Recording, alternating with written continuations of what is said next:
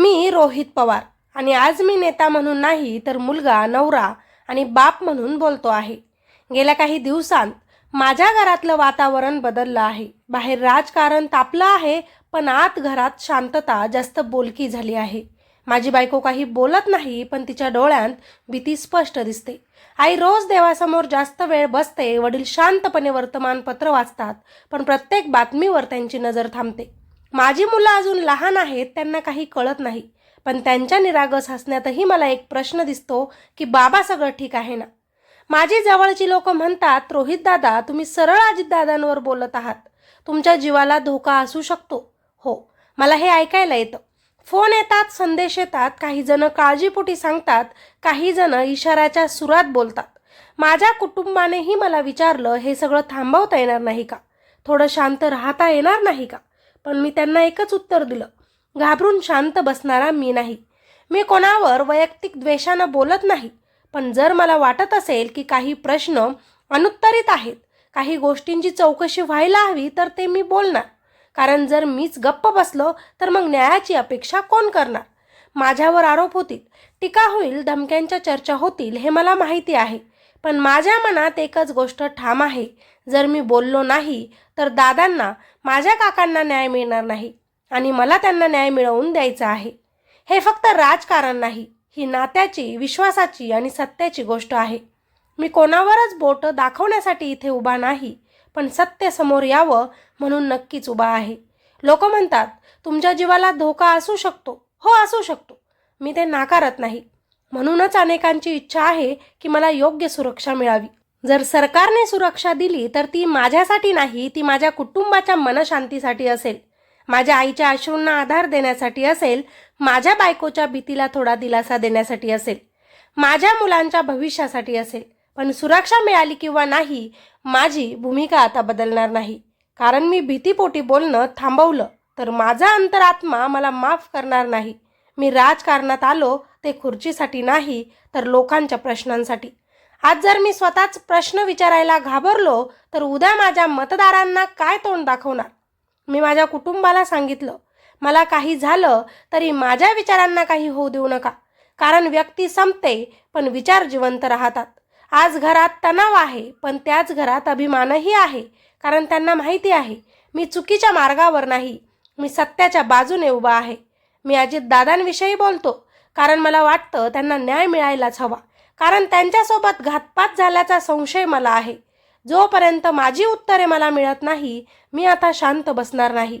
न्याय हा कोणत्याही नात्यापेक्षा मोठा असतो आणि न्यायासाठी आवाज उठवणं हा गुन्हा नाही. मी घाबरत नाही, मी झुकत नाही, मी प्रश्न विचारणार. कारण माझं कर्तव्य आहे सत्य समोर आणण्याचं. माझी जबाबदारी आहे न्यायासाठी उभं राहण्याचं. आणि जोपर्यंत माझ्या श्वासात ताकद आहे तोपर्यंत मी शांत बसणार नाही. ही माझी सत्य कथा आहे. मी रोहित.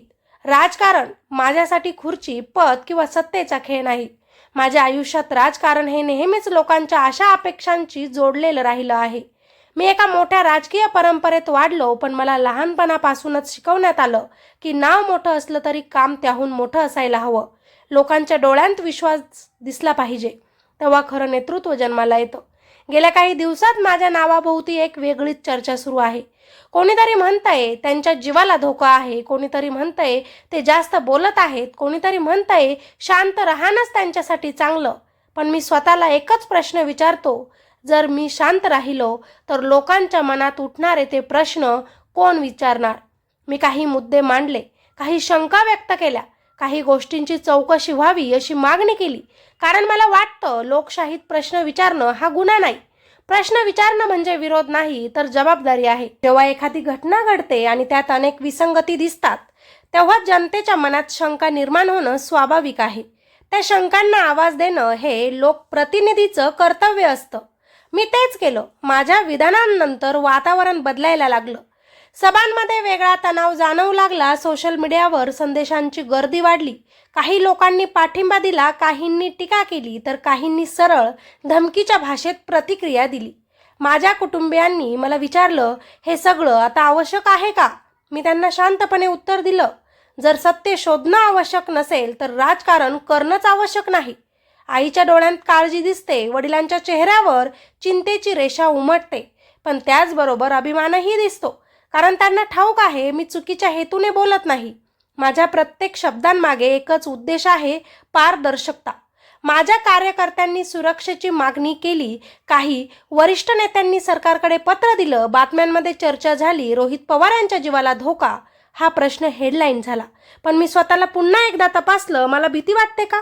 हो, मी माणूस आहे, मला कुटुंब आहे, मला आयुष्य आहे, स्वप्न आहेत.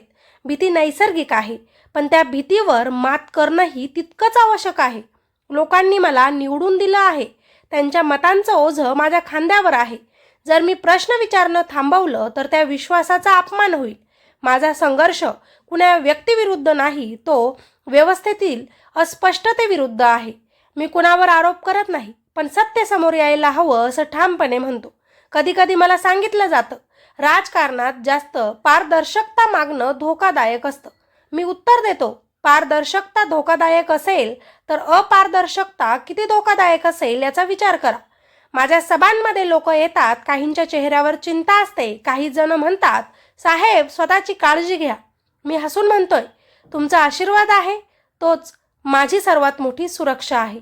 पण मी वास्तवापासून दूर नाही. मला ठाऊक आहे, राजकारणात शब्दांची किंमत मोठी असते. काही वेळा शब्द गोळ्यांपेक्षा जास्त तीक्ष्ण असतात. म्हणूनच प्रत्येक वाक्य बोलण्यापूर्वी मी विचार करतोय. मी स्वतःला सतत विचारतो, मी जे बोलतो आहे ते जनतेच्या हितासाठी आहे का? त्यातून समाजाला फायदा होईल का? जर उत्तर हो असेल तर मग मागे हटायचं कारणच उरत नाही. माझ्यावर टीका करणारेही माझ्यासाठी महत्त्वाचे आहेत, कारण टीका मला अधिक जबाबदार बनवते. विरोध असला की माणूस अधिक सजग होत राहतो, परंतु जेव्हा चर्चेचं स्वरूप धमकीकडे झुकतं तेव्हा प्रश्न निर्माण होतो, आपण कुठे चाललो आहोत? लोकशाही म्हणजे संवाद, मतभेद असतीलच, पण मतभेदांवर हिंसेची सावली पडू लागली तर तो समाजासाठी धोक्याचा इशारा असतो. मी अनेकदा रात्री उशिरापर्यंत जागा असतो. पुढील सभेचं नियोजन, कार्यकर्त्यांची चर्चा, लोकांच्या समस्या हे सगळं चालू असतं. कधी कधी शांत क्षणी स्वतःशी संवाद होतो, हे सगळं का करतो आहेस? उत्तर सोपं आहे, कारण मला बदलावर विश्वास आहे. जर मी फक्त सुरक्षित खेळ खेळलो असतो तर कदाचित ही चर्चा झाली नसती, पण मग माझं मन मला कधीच माफ केलं नसतं. मी माझ्या कार्यकर्त्यांना सांगतो, आपण कुणाशी वैर करायला राजकारणात आलो नाही, आपण प्रश्न विचारायला आलो आहोत. काही लोकांना वाटतं प्रश्न विचारणं म्हणजे बनणं, पण माझ्यासाठी प्रश्न विचारणं म्हणजे लोकांचा आवाज बनणं आहे.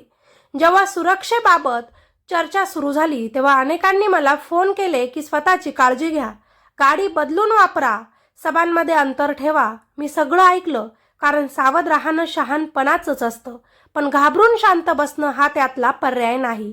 मी स्वतःला एक वचन दिलं आहे, सत्याच्या बाजूनेच उभं राहायचं, लोकांच्या प्रश्नांना आवाज द्यायचा आणि कोणत्याही दबावाला न झुकता पुढे चालतच राहायचं. माझ्या आयुष्यातील हा टप्पा कदाचित कठीण असेल, पण कठीण प्रसंग माणसाची खरी ओळख घडवतात. आज माझ्या नावाभोवती चर्चा आहे, उद्या कदाचित दुसऱ्या कोणाच्या नावाभोवती असेल, पण मुद्दा व्यक्तीचा नाही तर तत्वांचा आहे. जर लोकप्रतिनिधी प्रश्न विचारायला घाबरला तर सामान्य माणूस कसा पुढे येऊन धैर्य दाखवेल? मी अनेक तरुणांना भेटतो, ते म्हणतात, सर आम्हाला स्वच्छ राजकारण हवं आहे. मी त्यांना नेहमी सांगतो, स्वच्छता मागण्यासाठी धैर्य लागतं आणि ते धैर्य तुमच्यात आहे. माझ्या मनात राग नाही की सूड नाही, फक्त एकच भावना आहे, जबाबदारीची.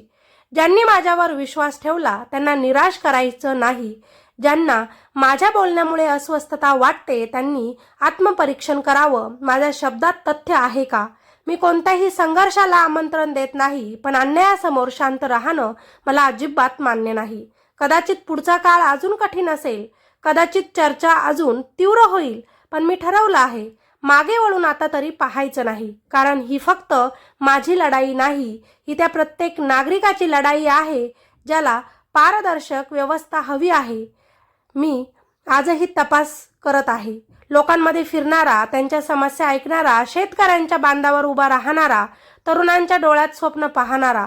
धमकीच्या चर्चा माझा मार्ग बदलू शकत नाहीत, त्या मला अधिक सजग करतील, पण थांबवू शकणार नाही. जर कधी मला काही झालं तरी माझी भूमिका थांबू नये, कारण व्यक्ती थांबते, विचार नाही. मी पुन्हा पुन्हा एकदा स्पष्ट सांगतो, माझं लक्ष कुणाला दोष देणं नाही. माझं लक्ष आहे सत्य, पारदर्शकता आणि लोकांचा विश्वास. राजकारणात अनेक वादळं येतात. काही वादळं नावं उडवून नेतात, काही वादळं माणूस अधिक मजबूत बनवतात. मी दुसऱ्या प्रकारचं वादळ निवडलं आहे. माझ्या कुटुंबाला मी एकच आश्वासन दिलं आहे की मी बेदरकार होणार नाही, पण मी भ्याडही होणार नाही. लोकांनी मला उभं केलं आहे. त्यांच्या विश्वासामुळेच मी आज इथे आहे. त्या विश्वासासाठी मी शेवटपर्यंत उभा राहीन. आज जर माझ्या जीवाला धोका असल्याची चर्चा होत असेल तर त्यामागे एक मोठं सत्य दडलं आहे. प्रश्न विचारणारा आवाज काहींना अस्वस्थ करतो, पण तो आवाज थांबवणं कुणालाच शक्य नाही. कारण तो आवाज एका व्यक्तीचा नाही, तो लाखो लोकांच्या अपेक्षांचा आहे. मी रोहित पवार. मी कुणाला घाबरत नाही, मी कुणापुढे झुकत नाही. मी फक्त माझ्या कर्तव्याच्या मार्गावर चालत आहे. आणि जोपर्यंत माझ्या श्वासात ताकद आहे तोपर्यंत हा मार्ग मी सोडणार नाही. सांगा मग, आहात ना दादांना न्याय मिळवून देण्यासाठी सगळे माझ्यासोबत? मिळेल का न्याय आपल्या अजितदादांना?